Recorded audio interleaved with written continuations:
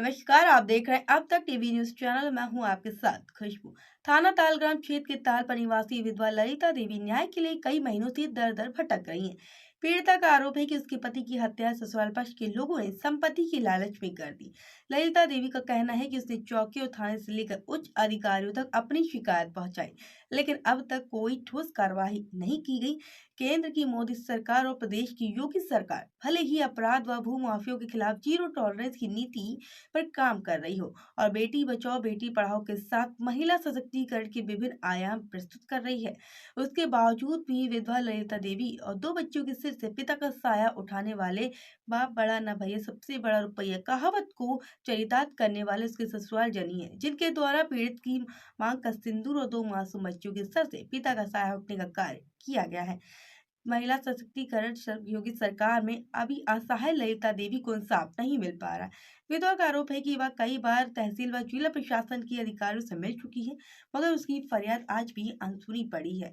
पीड़ित ने शासन प्रशासन से जल्द न्याय दिलाए जाने की गुहार लगाई है। ललिता कहाँ रहती हैं? नगला ताल पर।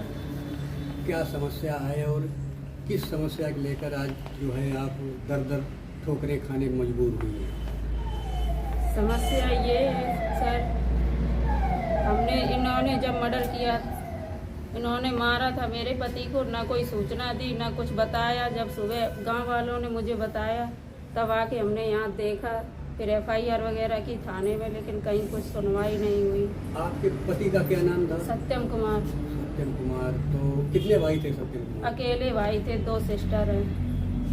तो ये जो घटना आपके साथ हुई और किस वजह से जो है आपके पति के साथ इस प्रकार जो है घटना कारित की गई? ये घटना की गई प्रॉपर्टी के पीछे, और वो अकेले थे। ये प्रॉपर्टी पहले से ही सब लेना चाहते थे और वो ही खेती सारी करते थे। उनसे कहते थे आप जाओ बाहर जाओ, वो बाहर जाते नहीं थे कि हम अब बेटियां हैं, तो हमारी 2 सिस्टर हैं, हम यहीं खेती करेंगे अपना।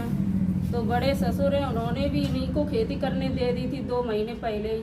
और तीसरे महीने में मतलब जब खेती उन्होंने दे दी तब इन्होंने तीसरे महीने में उनको जान से ही हटा दिया, बिल्कुल मार दिया।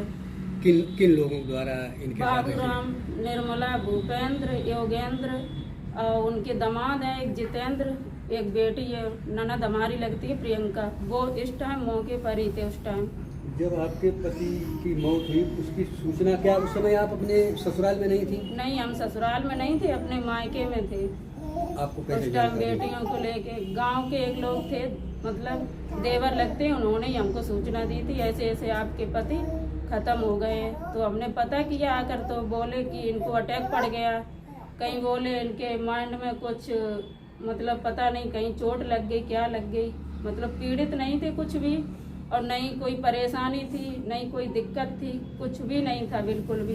मतलब एकदम अष्ट पुष्ट हेल्थी थे। एग्जाम देने के लिए जाने वाले थे पुणे, आर्मी की तैयारी भी कर रहे थे साथ में, और वहाँ से CPET किया था अमृतसर से, पढ़ाई लिखाई भी थी इन्होंने उनके डॉक्यूमेंट्स भी सारे ले लिए पहले ही, मारने से पहले सारे हमारे घर का संदूक बक्सा अलमारी सारा कुछ तोड़ दिया और बोला कि इन्होंने ही सब ऐसा किया था। इन्होंने डॉक्यूमेंट्स कहीं रखा है, आज भी डॉक्यूमेंट्स हम उनके हमारे हस्बैंड के उन्हीं के पास हैं सारे, वो भी सबूत मिटा दिया सारा।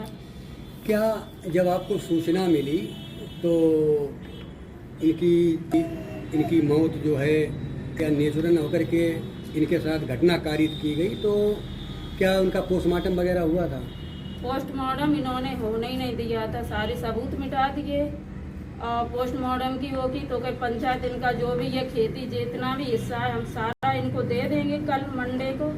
उन्होंने वो भी कुछ ना दे के सारे लोग भाग गए घर से। तो क्या दाह संस्कार में गांव के कुछ लोग एकत्रित कि दाह संस्कार क्या पोजीशन? हमको तो मिट्टी जलती हुई मिली थी, देखी तो हम तो वहीं से एकदम सीधा चले गए थाने, वहाँ जाके बयान दिए। कहाँ? तो पुलिस थाने तालेग्राम। आप गंगा घाट पे गई थी क्या? नहीं, गंगा घाट कहीं नहीं, मतलब गंगा घाट पे मिट्टी जलाते हैं, लेकिन इन्होंने सबूत मिटाने के लिए ही गाँव खेत है, गवान खेत बिल्कुल लगा हुआ, वहीं मिट्टी जला दी। खुद बाबा मिट्टी रख के चला आया ले जाके, जिन्होंने मारा बाबूराम वो, और बाबा उनको भी कर लिया तो वो भी साथ में ले जाके सब आपके लोग- अपनों में सास सब लोगों ने आपके सास या ससुर नहीं थे क्या उस हमारे सास ससुर नहीं थे, शादी हुई थी हमारी, उससे पहले ही सास ससुर नहीं थे। हस्बैंड थे, वो अकेले ही थे, बड़े थे, 2 बहनें थी उनकी छोटी छोटी। तो आपको क्या लगता है कि ये जो घटना की गई ये दौलत या जमीन जायदाद के लिए है? ये घटना दौलत के पीछे की गई है, नहीं की जाती तो हमारा हिस्सा हमको दे देते, हम अपना आराम से रहते। आपने न्याय की लगाई। न्याय के लिए हमने तहसील भी बहुत वकील से केस मुकदमा डाला, सब कुछ डाला, इन्होंने किया, बोला इन्होंने शादी कर ली, चली गई कहीं, ऐसा भी कुछ नहीं था, ऐसा इन्होंने मुकदमा डाला, झूठ सबूत सारे मिटा दिए, घर से बिल्कुल कुछ भी उनका नहीं रखा, मतलब बिल्कुल। और जब हमने परिवार रजिस्टर की नकल वो बनवाए तो इन्होंने किया, बोला हमारे ससुर ने बाबू राम ने कि इसकी शादी नहीं हुई है सत्यम के साथ। तो क्या आपके शादी जो है हिंदू रीति रिवाज से हुई हिंदू थी या रीति रिवाज से हुई थी, किस सन में हुई थी? 2020 में 25 फरवरी। अब आप क्या 2020। चाहती हैं? अब आपकी क्या सरकार से मांग है? कन्नौज भी गए, कोर्ट में मुकदमा डाला, वहाँ पे करवा दी सब, लेकिन इन्होंने वहाँ भी पैसे दे के रिश्वत दे के FIR लगवा के हमारा केस बंद करा दिया। अब आपकी सरकार से क्या मांग है? सरकार से मांग है कि हमारा जो भी हक है वो हमको दे दिया जाए, उससे हम दोनों बच्चे हैं छोटे छोटे, 2 बेटियां लक्ष्मी और सोनाक्षी, जो इनको हम पालन पोषण कर सकें।